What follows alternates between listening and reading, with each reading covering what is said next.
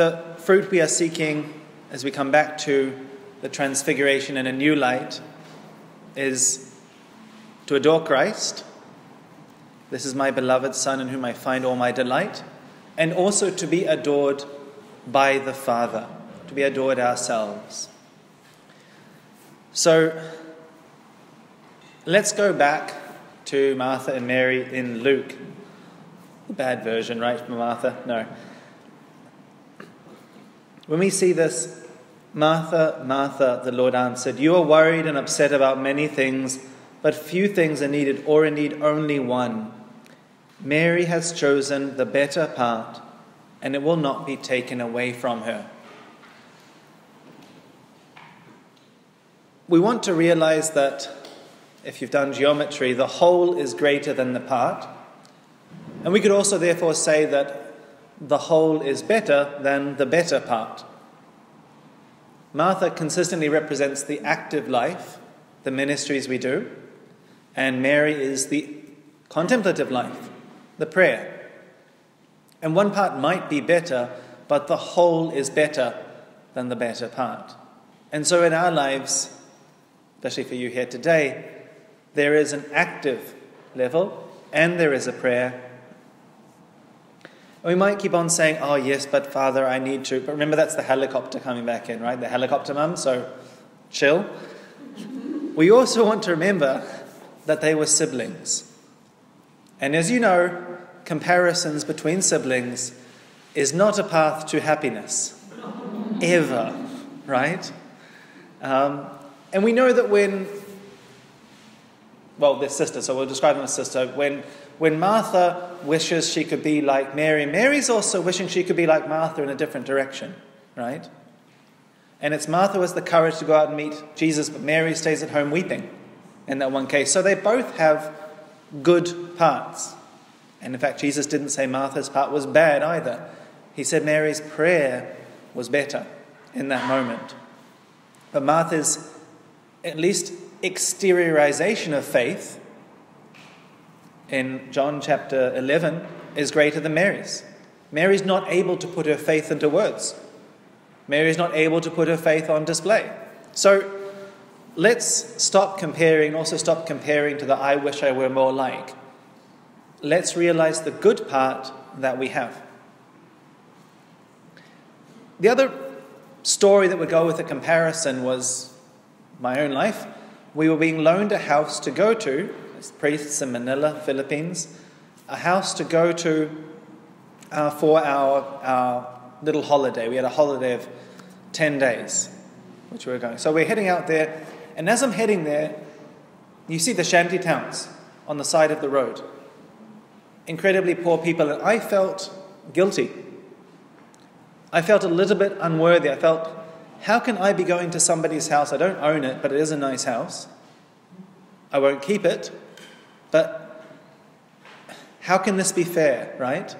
I feel like I don't deserve it, or I feel guilty for receiving something nice when these people are in that little corrugated iron house about half the size of this stage, perhaps.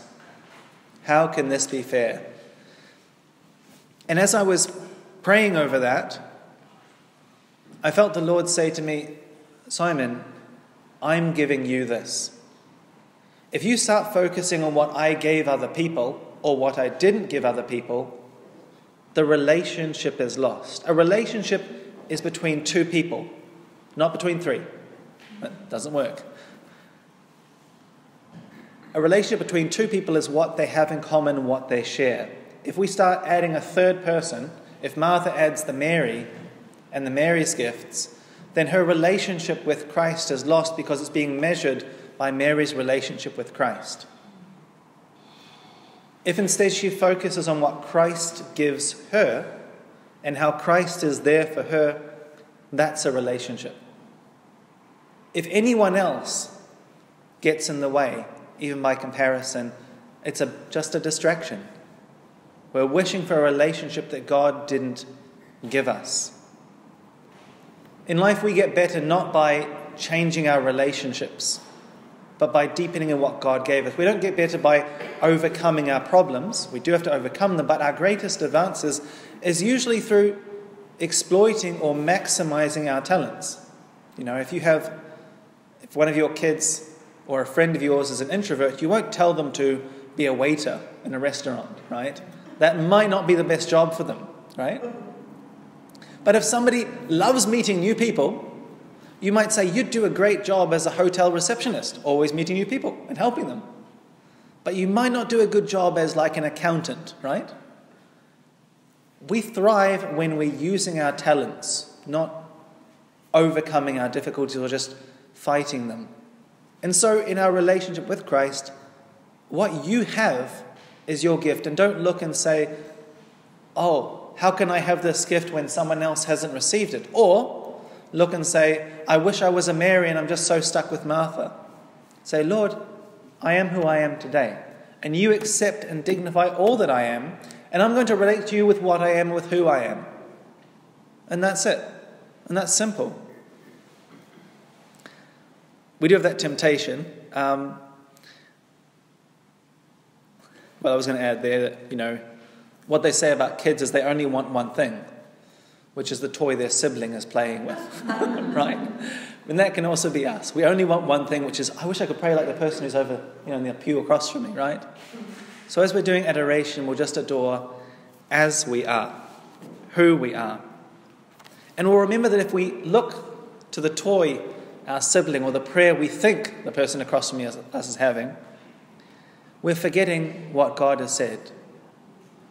If ever you've given gifts to nieces, nephews, kids at Christmas time, it's horrible when they look across, when they try to calculate the cost of different gifts. It's complicated. It's a minefield.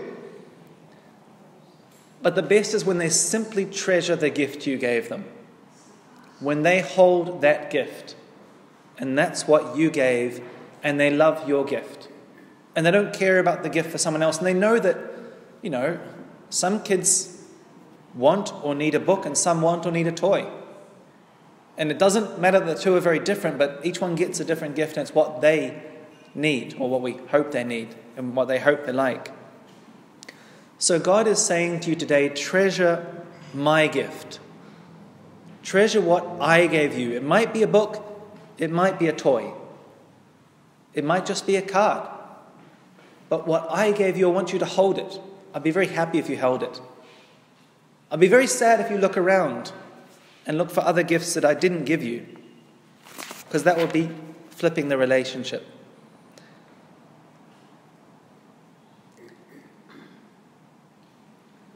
There's a saint who I'm kind of shocked by, and for the sake of keeping things short, her name is Margherita. She's born in Italy. She was born in a time when women were good for marriage and for having kids. And if you failed at that, if you weren't getting marriageable, you could be educated and erudite perhaps and play the lute or whatever, right? This is the 1400s in Italy. But she's born and she's blind. And she's hunchbacked. And she's dwarf.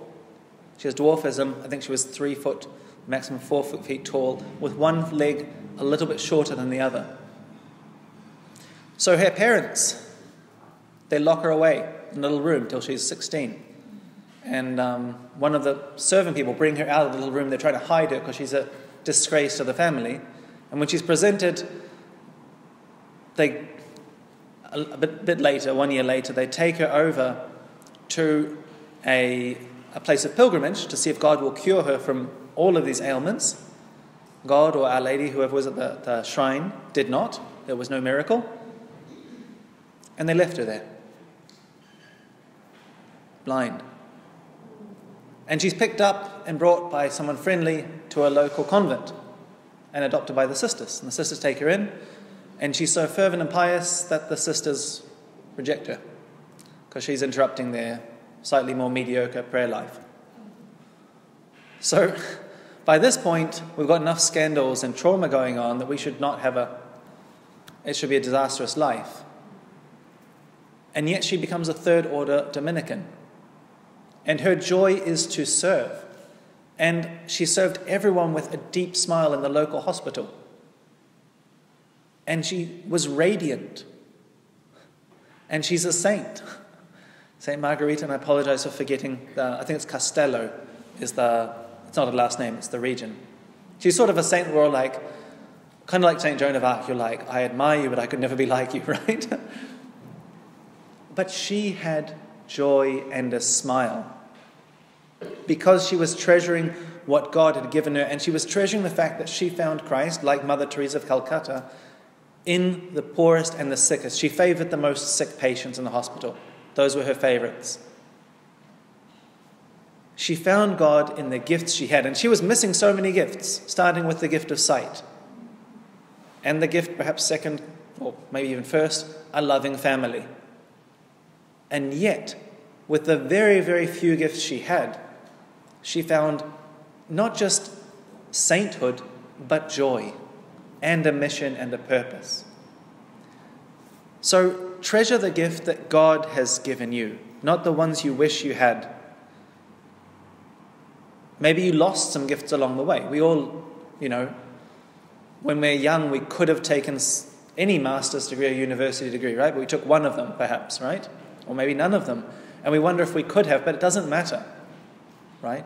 What matters is who you are here today and the gifts that God gave you, really. And the greatest gift we were seeing in the last meditation was the gift of Christ's friendship and how he lifts you up and how he makes you one with him. And at one level it's the friendship, and at a deeper level it's also participation in divine nature, or the liturgy says co-heirs with Christ. Or St. Paul said last Sunday, Christ our life. We are one with him. We are one body. Theologians say all that Christ has also belongs to you. Every gift of Christ is also yours. So, where I want our adoration to go is to more flip or alter or use the phrase from the Transfiguration and hear it to yourself. Hear it to yourself. This works better in Filipino, which is where son and daughter is the same word. But from the cloud of presence where there's nothing else to do, from the cloud came a voice that said, "This is my chosen son, listen to him." Or it could become also, "You are my chosen child. You are my chosen daughter."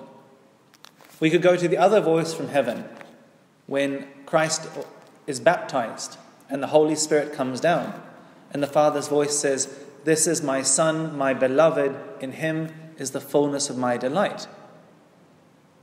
Imagine hearing God the Father speaking to you today and saying, "You are my beloved daughter, my chosen one.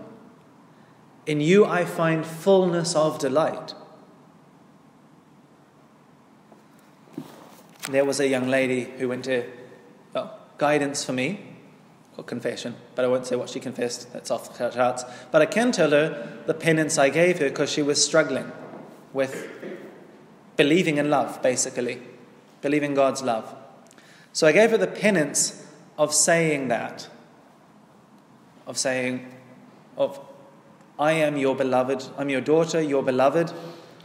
You find fullness of delight in me. I told her, I gave the penance of saying it 3 times. Normally it's just one Our Father, one Hail Mary, but she was, so I gave her that one. And she said, "Do you want me to do it now? Because we're going to follow up with spiritual direction afterwards." And I said, "Well, if you like." And so she goes in front of the crucifix. Of course, this is now post-confession, so I can talk about it. And she says, "I am your daughter, your beloved. You delight in me. I am your daughter, your beloved. You delight in me." Then she stops and turns to me and says, "It's hard." Sometimes it's hard to break through and to believe that you are loved, to believe that I am loved. It's hard to imagine God delighting in us. We often think we have to climb a mountain of accomplishments and prayer levels before God would say that. But theology says all that belongs to Christ belongs to you. So our goal today in this meditation, in this adoration to follow, is to fight and persist in believing in love for you, for yourself. To fight and persist in the Father saying that to you. You are my beloved child, in you I find fullness of delight. The Father delights in you. He delights in who you are, not in what you can do for him or what you have done for him. You might say, Lord, I don't like me always, but Lord, you do. You like me always. You always have. And we could read the prophet Hosea about how the Father loves and longs for his children to come back to him. You're his beloved child. He wants to lead you with leading strings of love. He longs for you more than you can long for him. He longs for you more than you can imagine. The Father longs for his chosen daughter. Sometimes we need to break the words and change them so they get through. God also wants to say, I like you. If the fullness of delight sounds too formal, we could just imagine God saying, you bring a smile to my face. God could also say, I'm proud of you. I'm proud of how you got here. I'm proud that you got here. God could say, I admire you so much. I admire who you've become. I admire where you are. And let's just then be before Christ, who is the one who makes us the chosen children of the Father, and ask his courage to be able to receive the love of the Father.